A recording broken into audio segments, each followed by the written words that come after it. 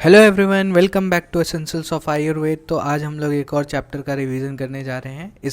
जो है chapter number 6, जिसका नाम है शोष निदानम। इसके पहले हमने कुष्ठ निदान का रिवीजन किया था। उसके बाद जो है आचार्य शोष निदान की व्याख्या करते हैं। तो लाइन से ही ये जो है निदान स्थान में व्याधियाँ उत्पन्न हो रही हैं और लाइन से ही हमें पढ़ने को मिल रहा है। जैसे फर्स्ट चैप्टर हमने ज्वर देखा था, सेकंड चैप्टर रक्तपित्त देखा, उसके बाद हमने कौन सा चैप्टर देखा, गुल्म देखा, फिर उसके बाद हमने प्रमेह देखा, फिर पांचवा चैप्टर कुष्ठ देखा। अब हम लोग 6 चैप्टर जो कि शोष निदान हम लोग देखने वाले हैं। शोष शब्द का यहाँ पे परिचय देते हुए चरक कहते हैं कि शोष शब्द क्या है। तो शोष जो है वो शुष शब्द, यानी कि शुष मतलब शोषणे धातु से और उसमें अच प्रत्यय लगाकर शोष शब्द बना हुआ है। तो कोई भी शब्द जो होता है वो 2 चीज़ों से बनता है, एक तो धातु होना चाहिए उसमें और एक उसमें प्रत्यय होना चाहिए। तो इसमें धातु कौन सा है, शुष धातु है और अच प्रत्यय है। शुष धातु और अच प्रत्यय लगा के शोष शब्द यहाँ पे बना है। इसके पर्याय भी आचार्य चरक ने डिफरेंट जगह पे, जैसे चरक निदान स्थान में यहाँ पे शोष नाम से इसका वर्णन किया है, लेकिन आगे हम लोग पढ़ेंगे तो वहाँ पे इसके पर्याय से भी हमें चैप्टर मिलते हैं। जैसे क्षय हो गया, यक्षमा हो गया। तो ये जो है वो फेमस पर्याय है इसके, जो कि हमें ध्यान में रखने चाहिए, क्षय और यक्षमा। अब एक एक का मीनिंग देखते हैं। तो शोष मतलब क्या होता है, शोषण करने वाला रोग, ऐसा रोग जो शरीर का शोषण करता है उसको शोष कहते हैं। क्षय मतलब छीन करने वाला रोग, मतलब शरीर का क्षय करने वाला, रस आदि धातुओं का क्षय करने वाला, छीन करने वाला, उसको हम लोग क्या कहते हैं, क्षयज रोग कहते हैं। और नेक्स्ट क्या है, यक्षमा या फिर राज यक्षमा। तो जिसके कारण रोगी के द्वारा चिकित्सक की पूजा की जाती है, जिसके कारण रोगी द्वारा चिकित्सक की पूजा की जाती है। यानी कि अगर ये चिकित्सक जो कोई भी चिकित्सक इस रोग को ठीक कर देता है, रोगी उसकी पूजा करते हैं, इसलिए इसको राज यक्षमा के नाम से जाना जाता है। सुश्रुत क्या कहते हैं, सुश्रुत अलग बताते हैं कि रस आदि धातुओं का शोषण करने के कारण इसे शोष कहते हैं। क्रियाओं का क्षय हो जाने के कारण इसको क्षय रोग कहते हैं। और नक्षत्रों के राजा चंद्रमा को सबसे पहले ये व्याधि हुआ, ये रोग हुआ, इसीलिए इसको हम लोग राज यक्षमा कहते हैं। तो दोनों का मीनिंग जो है हमें पता रहना चाहिए, तब जाके, ताकि हमारा कॉन्सेप्ट जो है वो क्लियर हो सके। क्योंकि सुश्रुत निदान में भी हम लोग राज यक्षमा के बारे में पढ़ेंगे और चरक में तो अभी पढ़ ही रहे हैं, तो हमें मीनिंग पता होनी चाहिए। इससे रिलेटेड हमारे पास एक स्टोरी बताया गया है कि ये स्टोरी मैं आपको शॉर्ट में बता देता हूँ, बाकी आप पढ़ लीजिएगा। कि प्रजापति जो राजा थे, उनकी अश्वनी सहित 28 कन्याएं थीं। उनका विवाह उन्होंने चंद्रमा के साथ कर दिया। अब सबका विवाह जो है उन्होंने चंद्रमा के साथ कर दिया, लेकिन जो चंद्रमा थे वो एक रोहिणी नामक कन्या थी, जो कि प्रजापति की उससे ज़्यादा अट्रैक्टिव रहते थे, बाकी कन्याओं के उससे ज़्यादा प्रेम करते थे, उससे ज़्यादा आसक्ति दिखाते थे।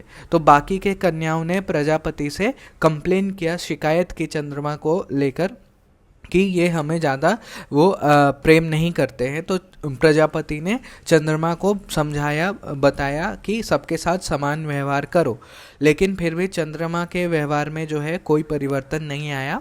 तो प्रजापति जो थे वो क्रोधित हो गए, और क्रोध होने की वजह से उनके क्रोध में से एक यक्षमा रूपी विष निकला, जो कि चंद्रमा के अंदर प्रवेश कर गया, और चंद्रमा जो है वो प्रभाहीन हो गए और ये शोष उत्पन्न हो गया, जिसके कारण इसको राजयक्षमा, जैसा कि हमने कहा, राजयक्षमा कहते हैं। तो चंद्रमा को वैवाहिक शोष हो गया था, यानी कि टेस्टिस शुष्क हो गया था, टेस्टिस जो है उसमें राजयक्षमा हो गया था। तो उन्होंने प्रार्थना किया कि इसको ठीक कर दीजिए। तो प्रजापति ने अश्विनी कुमार को बुलाया और सर्जरी करके वापस से उनका ट्रांसप्लांट, दूसरा टेस्टिस ट्रांसप्लांट करके ठीक हुआ। तो ये हमें कहानी मिलती है हमारे शास्त्रों में। नेक्स्ट हम लोग चैप्टर स्टार्ट करते हैं। तो शोष के 4 कारण बताए गए हैं। शोष के 4 कारण बताए गए, कौन कौन से, साहस, यानी कि ओवर एक्सर्शन यानी कि अपने बल से ज़्यादा कार्य करना, संधारण यानी कि अपने जो भी अर्जेस हैं जैसे मूत्र वेग है, मल वेग है, कोई किसी भी तरीके का वेग है उसको संधारण करना यानी कि उसको रोकना, उसको बाहर नहीं आने देना। यानी कि मूत्र यूरिनेशन की इच्छा है लेकिन यूरिनेशन करने हम लोग नहीं जा रहे हैं, तो ये क्या हुआ, इसका वेग का संधारण हुआ। फिर क्षय है, क्षय के कारण अभी हम आगे देखेंगे। और विषमाशन यानी कि आहार, विरुद्ध आहार का सेवन करने से भी, विषमाशन करने से भी, यानी कि अकाल कोई किसी भी समय भोजन कर लेने से, खाना नहीं पचा है फिर भी भोजन कर रहे हैं, तो ये 4 कारण जो है वो 4 मेन कारण जो हैं वो शोष के बताए गए हैं। नेक्स्ट हम लोग एक एक करके हम लोग इसका व्याख्या, उसका निदान और उसका संप्राप्ति कि कैसे साहस से कैसे आखिर राज्यक्षमा डेवलप करता है, जो विषमासन है उससे कैसे राज्यक्षमा डेवलप करता है, तो वो हम लोग देखने वाले हैं। तो पहला है साहस। तो साहस को हम राज्यक्षमा का यानी कि शोष का घर बताया गया है। तो कैसे कैसे होगा, तो जब जो दुर्बल व्यक्ति है, कोई दुर्बल व्यक्ति है, वो अपने से बलवान व्यक्ति के साथ झगड़ा करता है।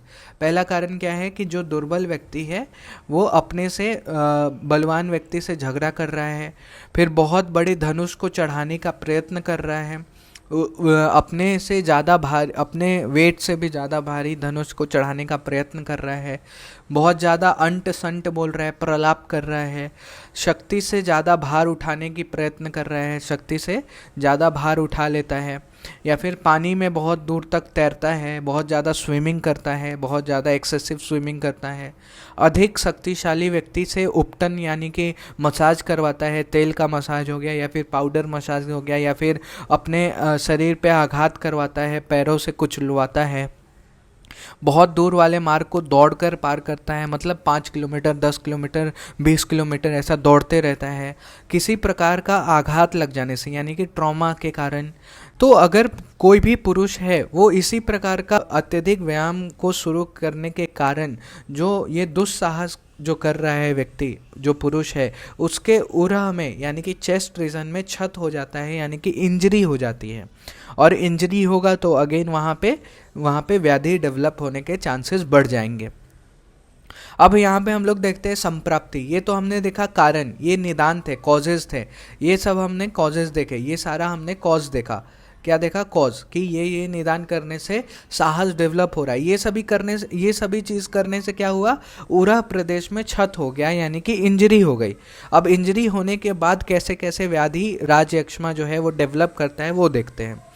तो जब उरह क्षत हो गया, किसी भी पुरुष में उरह क्षत हो गया, तो वायु जो है वो वहाँ पे भर जाता है, वात प्रकोप हो गया। वात प्रकोप, ये सभी क्या है, वात प्रकोपिक कारण ही है। अभी जो हमने ये सभी देखा ये सभी वात प्रकोप कारण है। तो वात प्रकोप हुआ और वात प्रकोप होके वो पूरा जहाँ भी उरह क्षत हुआ है वहाँ पे जाके भर जाता है, और वहाँ पे वह रुक कर क्या करता है, फुफ्फुस यानी कि लंग्स में रुक जाता है, और वहाँ पे जो स्थित कफ है, अब हम सभी जानते हैं कि उरह स्थान में कफ जो है वो स्थित रहता है, तो वहाँ से जो कफ है और कफ के साथ साथ पित्त को दूषित कर देता है, वहाँ से लेकर बाहर निकाल देता है, और फिर वायु जो है ऊपर नीचे और तिरछे ऐसे डायरेक्शंस में घूमने लगता है। वायु जो है वो ऊपर जाता है, कुछ वायु के अंश नीचे जाते हैं, कुछ तिरछे जाते हैं, और वो घूमने लगते हैं।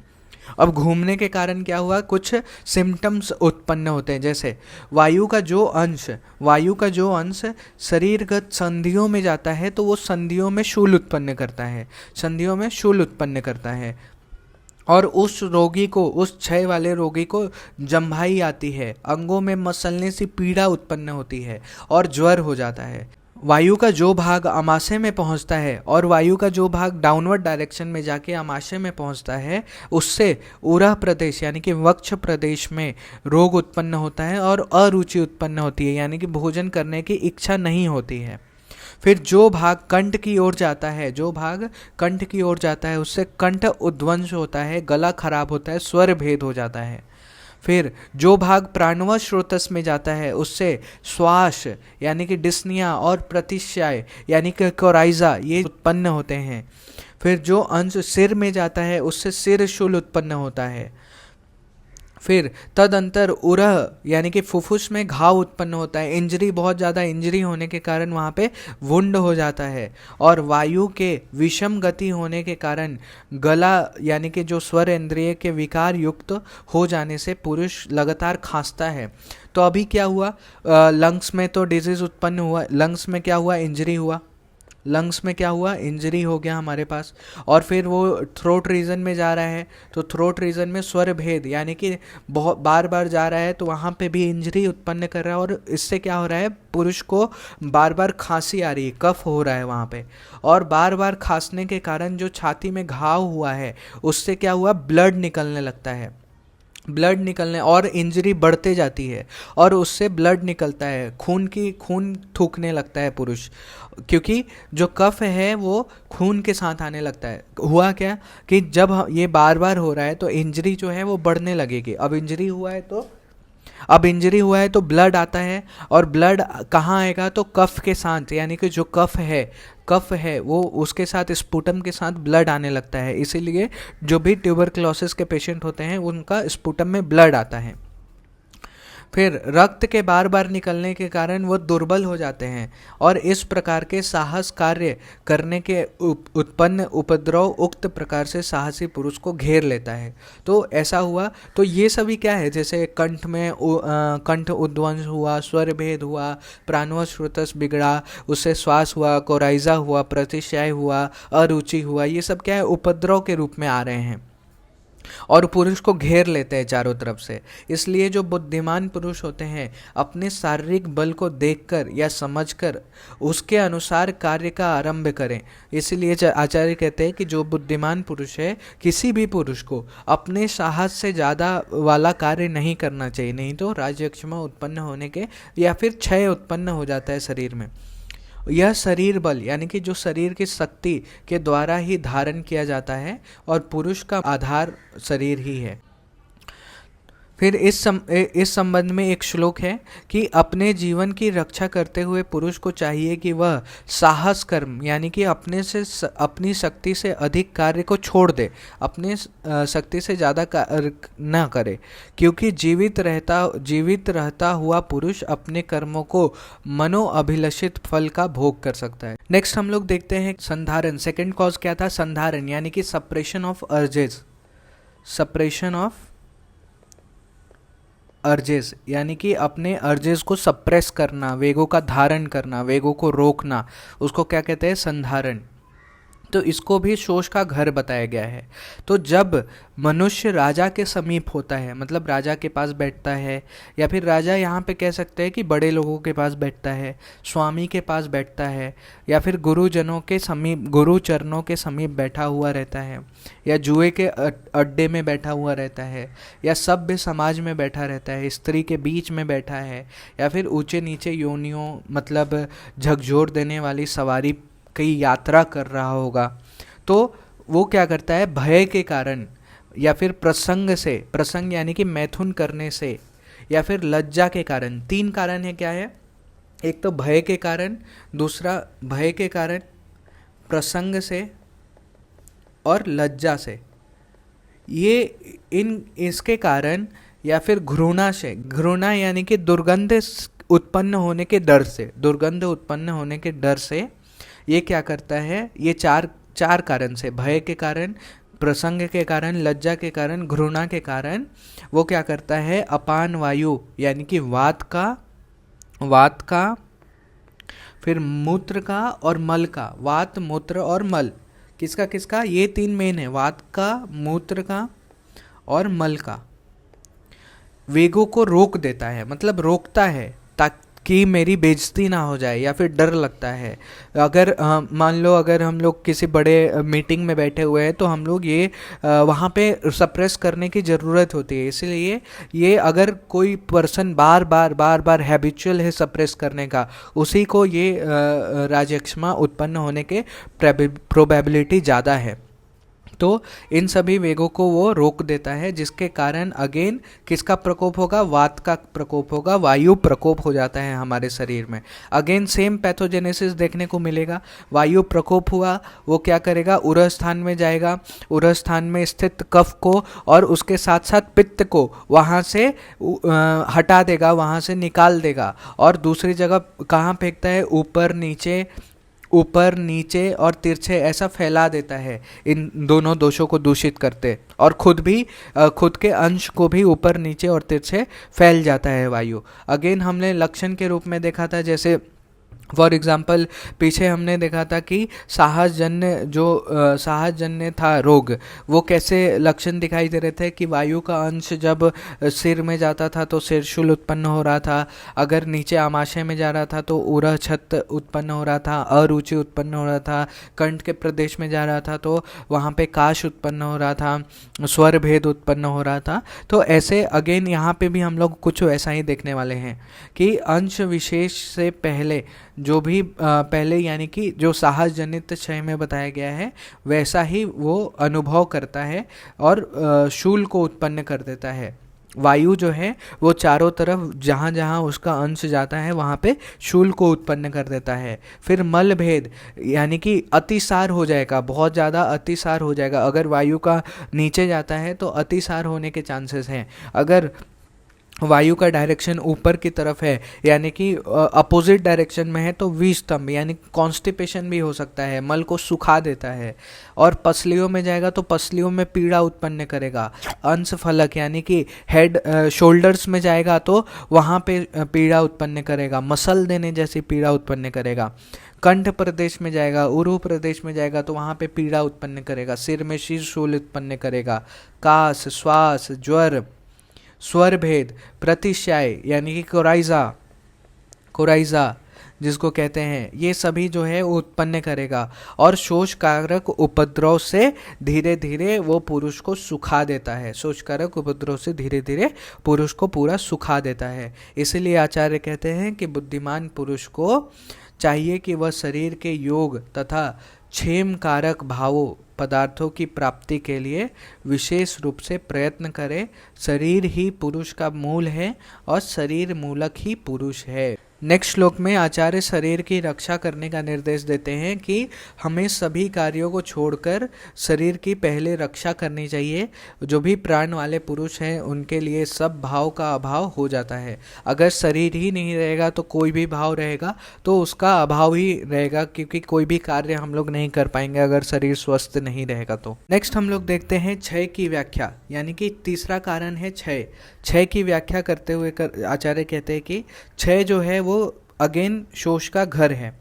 तो जब मनुष्य का हृदय शोक से, चिंता से अधिक घिर जाता है, बहुत ज़्यादा दुखी रहता है, चिंता करता है, तो या फिर ईर्ष्या, उत्कंठा यानी कि किसी वस्तु की इच्छा प्राप्ति, भय के कारण, क्रोध के कारण, इन सभी चीज़ों से ग्रस्त रहता है, पहले से ही वो कृश है, पहले से ही वो व्यक्ति कृश है, उसके बाद भी रुक्ष अन्न पान का सेवन कर रहा है, फिर स्वभाव से ही दुर्बल होने पर भी वो उपवास कर रहा है, भूखा रहता है, या फिर बहुत ही कम खाना खाता है, कम भोजन करता है, तब उसके हृदय में रहने वाला जो रस धातु है उसका क्षय हो जाता है और वह व्यक्ति उस रस धातु से क्षीण होने के कारण शोष की प्राप्ति हो जाती है उस पुरुष में। समय पर अगर उचित चिकित्सा नहीं की जाए तो आने वाले यक्ष्मा रोग की प्राप्ति हो जाएगी और यक्ष्मा रोग उसमें उत्पन्न हो जाएगा। नेक्स्ट हम लोग देखते हैं इसकी संप्राप्ति, पैथोजेनेसिस। तो बेसिकली होता क्या है कि जब पुरुष बहुत ही ज़्यादा प्रसन्न होता है और अत्यंत काम वेग यानी कि जो मैथुन करने का वेग है, जो सेक्सुअल फीलिंग से प्रेरित हो जाता है, तो अनेक स्त्रियों के साथ मैथुन कर्म करता है। तब उसके अधिक मैथुन कर्म करने से वीर्य क्षीण होता है, यानी कि जो स्पर्म होता है उसका क्षय होता है, स्पर्म का क्षय होता है। यदि इस प्रकार पुरुष का मन वीर्य का क्षीण होने पर भी स्त्रियों से निवृत्त नहीं होता है, मतलब अगर स्पर्म का क्षय होने पर भी वो मैथुन कर्म को नहीं रोकता है, फिर भी मैथुन कर्म करता रहता है, तो ऐसे काम वासना के प्रति दृढ़ संकल्प वाले पुरुष का मैथुन करने पर भी शुक्र के क्षय हो जाने के कारण जब वो शुक्र नहीं निकल पाता है, तब निरर्थक मैथुन रूप व्यायाम करने वाले इस पुरुष के शरीर में वायु धमनियों में प्रवेश कर उन रक्तवाहिनी सिराओं से रक्त का स्राव करती है। मतलब क्या हुआ कि पुरुष जो है वो बहुत ज़्यादा सेक्सुअल इंटरकोर्स में इन्वॉल्व है, बहुत ज़्यादा इन्वॉल्व है, हैबिचुअल है, और उसका क्षय हो गया है, वीर्य का क्षय हो गया है, स्पर्म का क्षय हो गया है, फिर भी वो नहीं रुकता है, फिर भी वो मैथुन कर्म करते रहता है। तो वायु जो है वो उस रक्तवाहिनी धमनियों में प्रवेश करता है और वायु प्रकोप होकर प्रवेश करता है और उससे क्या होता है, रक्त का स्राव कराता है। और शुक्र के क्षय हो जाने के कारण शुक्रवाहिनी धमन्या से वायु का प्रकोप होने के कारण वो लक्षण से युक्त रक्त निकलने लगता है। यानी कि वायु क्या करता है, रक्तवाहिनी धमन्या जो सिराएं हैं उसको रप्चर करता है और वहाँ से ब्लीडिंग होने लगता है। तो जब भी पुरुष जो है वो शुक्र का क्षय होने के बाद मैथुन कर्म करता है तो वहाँ से शुक्र ना निकल के, स्पर्म ना निकल के वहाँ से ब्लड निकलता है, एजैकुलेशन में ब्लड निकलता है। अब ब्लड निकलने के कारण क्या होता है, संधियाँ जो है वो शिथिल हो जाती है, ढीली पड़ जाती हैं, रुक्षता, शरीर में रुक्षता उत्पन्न हो जाता है, फिर शरीर में दुर्बलता उत्पन्न हो जाता है। इन सब से वायु और भी ज़्यादा प्रकोपित हो जाता है और वो प्रकोपित हुआ वायु वीर्य के क्षय होने और रक्त के क्षय, क्योंकि रक्त भी ब्लीडिंग हो रहा है ना, तो ब्लीडिंग होने के कारण रक्त का भी क्षय हो रहा है, तो प्रकोपित होने और भी ज़्यादा प्रकोप हो रहा है वायु का, तो वो पूरे शरीर में फैल जाता है और फैलने के कारण जो शरीर में कफ और पित्त है उसको उभार कर रक्त और मांस में सुखा देता है। फिर कफ और पित्त को निकालने लगता है, शरीर से निकालने लगता है और पसलियों में पीड़ा होने लगती है, अंश फलक में मसलने जैसी पीड़ा होने लगती है, कष्ट होने लगता है, गला खराब होने लगता है, कफ को उभार कर कफ से सिर को भर देता है, यानी कि कफ को वो अपने स्थान से निकालकर सिर प्रदेश में भर देता है, जिससे हेवीनेस लगता है सिर में, है ना, हेवीनेस इन द हेड। फिर संधियों को भी पीड़ा करता है, पीड़ा पहुंचाता है, अंगमर्द, अरुचि, अनपच, इनडाइजेशन पैदा कर देता है। पित्त और कफ के उभरने तथा अपनी गति के प्रतिलोम होने के कारण पित्त और कफ को उभार दिया, मतलब दुष्ट कर दिया, और फिर अपनी गति से प्रतिलोम भी हो गया। उसके कारण वायु ज्वर, कास, स्वर भेद, प्रतिशय ऐसे रोगों को पैदा कर देता है और वह कास से संबंधित उरह प्रदेश में घाव होने से खून थूकता है। अब ये सब होने के कारण अगेन वो लंग्स में गया, लंग्स में इंजरी कॉज किया, जिसके कारण जब भी ऐसा पुरुष थूकता है तो उसके स्पुटम से क्या निकलता है, उसके थूक से क्या निकलता है, खून निकलता है। और रक्त के निरंतर निकलने से रोगी जो है वो बहुत ज़्यादा दुर्बल हो जाता है और वह इन सूखने वाले उपद्रव से युक्त होकर धीरे धीरे पूरा उसका शरीर जो है वो सूख जाता है। इसीलिए यहाँ पे आचार्य चरक कहते हैं कि जो बुद्धिमान पुरुष होते हैं उनको अपनी शरीर की रक्षा करनी चाहिए और शुक्र का हमेशा रक्षा करना चाहिए, क्योंकि अभी हमने जो देखा वो पूरा का पूरा शुक्र पे बेस्ड था, यानी कि वीर्य का नाश होगा तो शरीर में क्षय उत्पन्न होगा। बहुत ज़्यादा हैबिचुअली हम लोग को सेक्सुअल इंटरकोर्स में इन्वॉल्व नहीं रहना चाहिए, शुक्र का इतना ज़्यादा क्षय नहीं करना चाहिए, शुक्र का हमें सदैव रक्षा करनी चाहिए, क्योंकि जो शुक्र धातु है आहार का सर्वोत्तम फल है। यानी कि हमने देखा था कि रस, रक्त, मांस, मेद, अस्थि, मज्जा, शुक्र जो है वो सबसे लास्ट स्टेज में बनता है और इसमें सबसे ज़्यादा टाइम लगता है और वो आहार का सबसे ज़्यादा सत्व भाग है, सबसे ज़्यादा सर्वोत्तम भाग है। शुक्र रक्षा के लिए आचार्य निर्देश करते हैं कि आहार की चरम उपलब्धि जो है वो शुक्र है, अतः उस शुक्र की रक्षा करनी चाहिए। इसका क्षय अनेक रोगों और मृत्यु को भी पैदा कर सकता है, मृत्यु भी ला सकता है। नेक्स्ट हम लोग देखते हैं चौथा कारण, जिसका नाम है विषम आसन। विषम मतलब प्रतिकूल और आसन मतलब भोजन, आहार। तो विषम आसन की व्याख्या यहाँ पे की गई है। तो विषम भोजन शोष का घर है। अगेन ये भी चौथा प्रकार है, फोर्थ कॉज है। तो यहाँ पे हम लोग देखेंगे कि विषम आसन से कैसे राजयक्ष्मा डेवलप करता है, उत्पन्न होता है। तो जब मनुष्य खान पान, भक्ष लेह्य, ये 4 प्रकार के आहार होते हैं। तो खान यानी कि खाने योग्य, पान यानी कि पीने योग्य, और लेह्य यानी कि चाटने योग्य, और भक्ष यानी कि चबाकर खाने योग्य पदार्थ का प्रकृति, करण, संयोग, राशि, देश, काल, उपयोग, संस्थान और उपशय यानी कि 7 में से विषम यानी कि विपरीत सेवन करता है। यानी कि जो अष्ट विधि विशेष आयतनानी बताई गए हैं, प्रकृति, करण, संयोग, राशि, देश, काल, उपयोग, संस्था और 7 में, ये जो बताए गए हैं इनसे विपरीत सेवन करता है अगर कोई पुरुष भोजन का, तब उसका उन खान पान से वात पित्त और कफ जो है, त्रिदोष जो हैं वो विषम यानी कि विषम हो जाते हैं, दुष्टि हो जाती है उनकी, या तो उनका ह्रास होता है यानी कि क्षय होता है, या फिर उनकी वृद्धि हो जाती है। अब वे जो विषम हुए वात आदि दोष हैं वो धातु शरीर का अनुसरण करते हैं, धातुओं का अनुसरण करते हैं और धातुओं और शरीर का अनुसरण करते हैं, और जब स्रोतस के मार्ग के अग्र भाग में पहुंचते हैं तो वो वहाँ पे ब्लॉक कर देते हैं, उसको घेर लेते हैं, जिसके कारण मनुष्य जो भी आहार करता है, जो भी हम लोग खाना खाते हैं, वो अधिकांश रूप में मल और मूत्र के रूप में बदल जाता है। मतलब क्या होता है कि जो भी हम लोग खाना खाते हैं वो पचता है, तो ज़्यादातर जो है खाना बाहर निकल जाता है मल और मूत्र के रूप में, क्योंकि जो स्रोतस धातु, रसव स्रोतस, रक्तव स्रोतस, मांसव स्रोतस आदि, ये जो स्रोतस हैं वो ब्लॉक हो जाते हैं, वो सभी स्रोतस जो होते हैं ब्लॉक हो जाते हैं, जिसके कारण उनके द्वारा जो रस है, आहार रस है, वो नहीं जा पाता, इसीलिए वो पूरा का पूरा मल और पुरुष के रूप में बदल जाता है, और न कि पुरुष जो स्वस्थ पुरुष के द्वारा खाए हुए भोजन की भांति रस आदि धातुओं की उत्पत्ति करता है। इनमें क्या करता है, जो विषम भोजन करते हैं उनमें रस आदि धातुओं की उत्पत्ति नहीं होती है। क्यों? केवल मल के बल पर ही वो जीवित रहते हैं। तो इसलिए जिस पुरुष को भी क्षय हुआ है, ऐसा कहते हैं आचार्य कि जिस पुरुष को भी क्षय हुआ है, राजयक्ष्मा हुआ है, उनमें मल की विशेष रूप से रक्षा करनी चाहिए, क्योंकि इसी के बेस पे वो जिंदा है।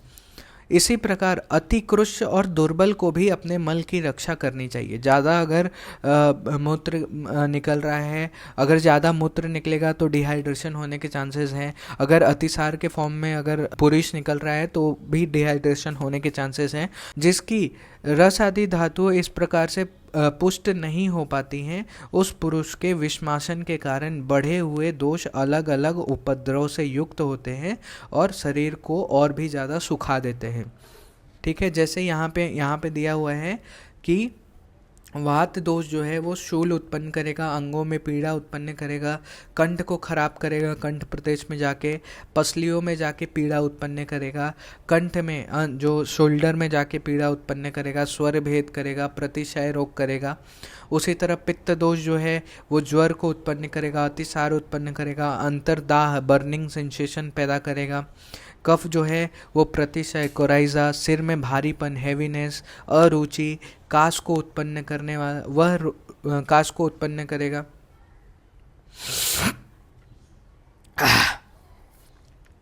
काश को उत्पन्न करेगा। तो वह रोगी खांसी के कारण उरह छत, मतलब जो छाती में घाव हो जाने के कारण, उसमें इंजरी होने के कारण फिर से ब्लीडिंग होगा और बार बार खांसेगा और ज़्यादा इंजरी बढ़ेगी, तो वहाँ से रक्त निकलने लगेगा और वो और भी ज़्यादा दुर्बल हो जाएगा। फिर इस प्रकार से ये विषम भोजन से बढ़े हुए तीनों दोषों से राजयक्ष्मा उत्पन्न कर देता है। तो जो भी सुखाने वाले उपद्रव से युक्त होकर धीरे धीरे और भी वो व्यक्ति को सुखा देता है, पुरुष को सुखा देता है।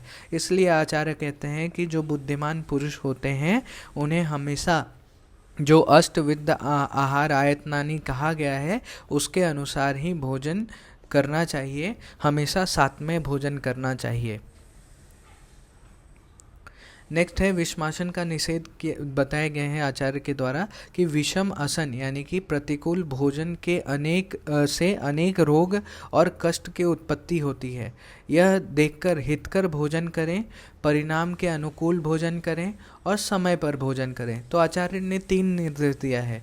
एक तो हितकर भोजन करें, फिर परिणाम के अनुकूल भोजन करें, मतलब जितना मात्रा आपके लिए रिक्वायर्ड है उतना ही भोजन करें, ओवर ईटिंग भी नहीं करनी चाहिए या फिर अंडर ईटिंग भी नहीं करनी चाहिए। और समय पर भोजन करें, हमेशा टाइमली भोजन करना चाहिए। ये जो है वो जितेंद्रियों के द्वारा करने चाहिए, जो अपने आप को सुरक्षित रखना चाहते हैं, अपने शरीर की रक्षा करना चाहते हैं। नेक्स्ट चलते हैं हम लोग। तो नेक्स्ट है राजयक्ष्मा की परिभाषा। तो राजयक्ष्मा की परिभाषा क्या बताई है, जैसे हम लोग ये देख चुके हैं। तो 4 शोषों के कारण, 4 शोष क्या क्या है, 4 कारण क्या है शोष के कारण? साहस, वेगों का संधारण करना, तीसरा विषम आसन करना, और चौथा क्या है, क्षयज कारण। ये 4 कारण हमने देखा। तो इन सभी के सेवन से क्या हुआ, वात पित्त कफ यानी कि त्रिदोष जो है वो प्रकुपित हो गए, और कुपित हुए दोषों के कारण अनेक प्रकार के उपद्रव से शरीर जो है वो सुखा देता है, शरीर को सुखा देता है। और शोष को सभी रोगों में अत्यधिक कष्टकारी होने के कारण चिकित्सा इसे राजयक्ष्मा कहते हैं। मतलब सभी रोगों में अत्यधिक कष्टकारी, बहुत ज़्यादा कष्टकारी, बहुत ज़्यादा पीड़ा प्रदान करने वाला रोग है, इसीलिए चिकित्सक इसे राजयक्ष्मा कहते हैं। और दूसरा कारण क्या है कि नक्षत्रों के राजा भगवान चंद्रमा को यह रोग पहली बार हुआ, इसलिए इसको राजयक्ष्मा कहते हैं। नेक्स्ट हम लोग पूर्व रूप देखते हैं, राजयक्ष्मा के पूर्व रूप के बारे में। पूर्व रूप क्या होता है, प्रीड्रोमल साइंस, यानी कि जो साइंस एंड सिम्टम्स हमें व्याधि के दिखते हैं, जिससे हम लोग विनिश्चय करते हैं कि ये डायग्नोस करते हैं कि ये डिजीज़ हो सकता है। तो उसके साइंस और सिम्टम्स के पहले जो साइंस और सिम्टम्स आते हैं उसको हम लोग पूर्व रूप कहते हैं। इससे हम लोग ये नहीं बता सकते कि ये जो है वो इससे ये डिजीज़ उत्पन्न होने वाला है, बस हम लोग खाली ऐसा अनुमान लगा सकते हैं। तो क्या क्या है, तो प्रतिशय है, बार बार छींक आना, मुख से कफ तथा लार का निकलना, मुख में मीठापन बना रहना, भोजन के प्रति इच्छा नहीं होना, एनोरेक्सिया, अरुचि, भोजन के समय थकावट का अनुभव होना, दोष रहित अथवा थोड़े दोष यानी कि मलिनता, गंदगी वाली वस्तुओं तथा भोजन उपयोगी पात्र, उदक, अन्न, दाल, मालपुआ, उपदंश यानी चटनी वगैरह परोसने वालों में दोष या फिर गंदगी का दिखाई देना, यानी कि जो हमें खाना परोस रहा है उसमें ये सभी गंदगी का दिखाई देना। फिर भोजन कर लेने के बाद जी मचलना, नोजियाटिक फीलिंग होना, भोजन के बाद थोड़े थोड़े देर में वमन हो जाना, उल्टी हो जाना, फिर मुख और पैर में सूजन दिखना, फिर बार बार अपने हाथों की ओर देखना, हथेलियों की ओर देखना, आँखों में अधिक सफ़ेदी का दिखाई देना यानी कि एनीमिक कंडीशन, रक्त बहुत ज़्यादा बाहर निकल रहा है, ब्लीडिंग है ना, हेमोग्लोबिन का कम होना, अपनी बाहों का प्रमाण यानी कि मेज़रमेंट बार बार जानने की इच्छा रखना, अपने लिम्स का मेज़रमेंट जानने की इच्छा रखना, फिर स्त्री सहवास या फिर स्त्री के साथ रहने की इच्छा दिखाना, निर्दयता, इस रोगी के शरीर में घृणाजनक भावों का दिखाई देना, स्वप्न में बार बार जलाशयों को सूखे हुए रूप में दिखाई देना, सूखा हुआ जलाशय दिखना, गांव, नगर, शहर, निगम, जनपद का उजड़ा हुआ दिखाई देना, सूखे जल, काट दिए हुए वन दिखाई देना, फिर छिपकली, मयूर, वानर, सूक, सर्प, कौवा, उल्लू, इन सभी से छुआ हुआ, मतलब सपने में क्या दिखाई दे रहा है, ये सभी हमें टच कर रहे हैं, घोड़ा, ऊंट, गधा, वराह, इन सभी पे चढ़ना, इनकी सवारी करना, या फिर केस, हड्डी, राख, धान की भूसी और आग के अंगारों के ढेर पर चढ़ना शोष के पूरे रूप बताए गए हैं। ये सभी सपने में दिखाई देते हैं। नेक्स्ट है यक्षमा के 11 रूप यानी कि साइंस एंड सिम्टम्स, जो मेन साइंस एंड सिम्टम्स हैं वो यहाँ पे चरक ने बताए हैं, आचार्य ने डिस्कस किया है। तो सबसे पहला है क्या है, सिर का सदैव भरा हुआ रहना, हैवीनेस इन द हेड। फिर सेकंड है कास, श्वास, स्वर भेद, कफ का वमन, रक्त थूकना, ब्लीडिंग मतलब मुंह से ब्लीडिंग होना, पसलियों में वेदना, कंधों में मसलने जैसी पीड़ा उत्पन्न होना, ज्वर, और 10वां है अतिसार और भोजन के प्रति अरुचि, एनोरेक्सिया। ये 11 जो लक्षण है कौन कौन से, हैवीनेस इन द हेड, कफ, फिर श्वास, डिस्निया, स्वर भेद, फिर हार्शनेस ऑफ द वॉइस, कफ का वमन होना जिसको हेमेप्टोसिस कहते हैं, रक्त का थूकना, स्पुटम में ब्लड आना, पसलियों का वेदना है ना, पसलियों में वेदना होना, जॉइंट पेन वगैरह, फिर कंधों में शोल्डर पेन, ज्वर, अतिसार और भोजन के प्रति अरुचि यानी कि एनोरेक्सिया। फिर इसके भी 6 मुख्य लक्षण जो हैं वो सभी चारों में दिखाई देते हैं, जैसे ज्वर है, कास है, स्वर भेद है, सिर शूल है, अरुचि है और पार्श्व शूल है, ये सभी चारों में दिखाई देते हैं। नेक्स्ट हम लोग ये टेबल देखते हैं जो कि बहुत ही इंपॉर्टेंट टेबल है। अगर ये टेबल याद रख लेंगे हम लोग तो जो भी साइंस एंड सिम्टम चारों कॉज में हमें देखने को मिलते हैं वो हमें याद रहेंगे और ध्यान में रहेगा। जैसे पहला 6 तो सेम है, ये 6 मुख्य लक्षण है जो अभी हमने देखा, ज्वर, कास, स्वरभेद, सिरशूल, अरुचि और पार्श्वशूल, ये सभी में 6 सेम लक्षण हैं। अलग फिर बाद में अलग अलग है 5, जैसे मलभेद, साधारण में भी मलभेद, धातुज में भी मलभेद और विषम आसन में भी विषम आसन में क्या है, वमन है। फिर इसमें कंठ उद्वंस है, वमन है, अंगमर्द है, प्रशेक है। फिर इसमें जृंभा है, फिर प्रतिशय है, प्रतिशय है, उरशूल है, अंश अवमर्द है, अंगमर्द है, असंताप है। फिर रक्त स्टीवन, फिर अंगमर्द, श्वास और रक्त स्टीवन। तो यहाँ पे क्वेश्चन एक जैसे एमसीक्यू आया था मुझे कि जो श्वास है वो किसका लक्षण है, तो धातुज का लक्षण है, श्वास जो है वो धातुज के लक्षण है। तो इसी प्रकार हमें 5 अलग जो है वो उसको ध्यान में रखना होगा। फिर सुश्रुत ने भी अलग अपना जो लक्षण है वो बताया, जैसे ज्वर है, कास है, स्वर भेद है, सिर गुरुता है, अरुचि है, पार्श्वशूल है, अतिसार है, कंठ उद्वंश है, संकोच, दाह और रक्त स्टीवन, ये जो है वो सुश्रुत ने बताए हैं। फिर नेक्स्ट हम लोग देखते हैं कि मॉडर्न में कितने तरह के ट्यूबरक्लोसिस होते हैं। यहाँ पे सिर्फ हम लोग नाम देखेंगे क्योंकि हम लोग जो मॉडर्न पढ़ेंगे तब हम लोग उसमें डिटेल में देखने वाले हैं। तो जैसे फाइब्रॉइड पिथेसिस या फिर फाइब्रॉइड पल्मोनरी ट्यूबरक्लोसिस होता है, ट्यूबरक्लोसिस ऑफ लिम्फेटिक ग्लैंड्स जो लसिका ग्रंथि जिसका राजयक्षमा। फिर ट्यूबरक्लोसिस ऑफ सीरस मेम्ब्रेन में प्लूरा आ जाता है, पेरिटोनियम आ जाता है, तो tuberculosis of pleura, tuberculosis of peritoneum. Tuberculosis of the general membrane, tuberculosis of the alimentary canal. फिर टॉन्सिल्स का ट्यूबरक्लोसिस, स्टमक का ट्यूबरक्लोसिस, इंटेस्टाइन का ट्यूबरक्लोसिस, लंग्स का ट्यूबरक्लोसिस। फिर सॉलिटरी ट्यूबरकल, यूरिनरी सिस्टम का ट्यूबरक्लोसिस होता है। फिर जेनाइटल सिस्टम का ट्यूबरक्लोसिस होता है, फेलोपियन ट्यूब आता है, ओवरीज आता है, गर्भाशय का यक्ष्मा आता है, स्तन ब्रेस्ट का ट्यूबरक्लोसिस होता है, अस्थि और संधिगत जॉइंट्स और बोन्स के ट्यूबरक्लोसिस भी होते हैं, नासिकीय यक्ष्मा, स्वर यंत्रीय यक्ष्मा जो लैरिंग्स होता है उसमें भी ट्यूबरक्लोसिस होता है।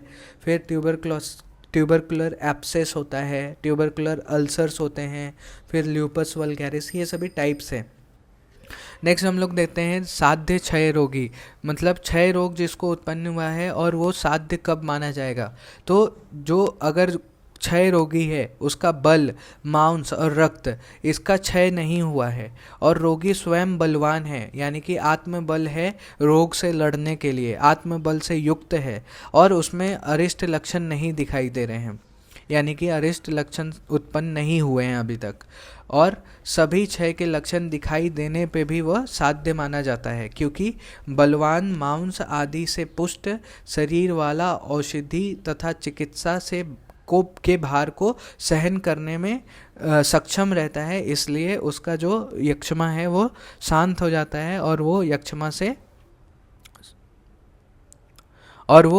से मुक्त हो जाता है।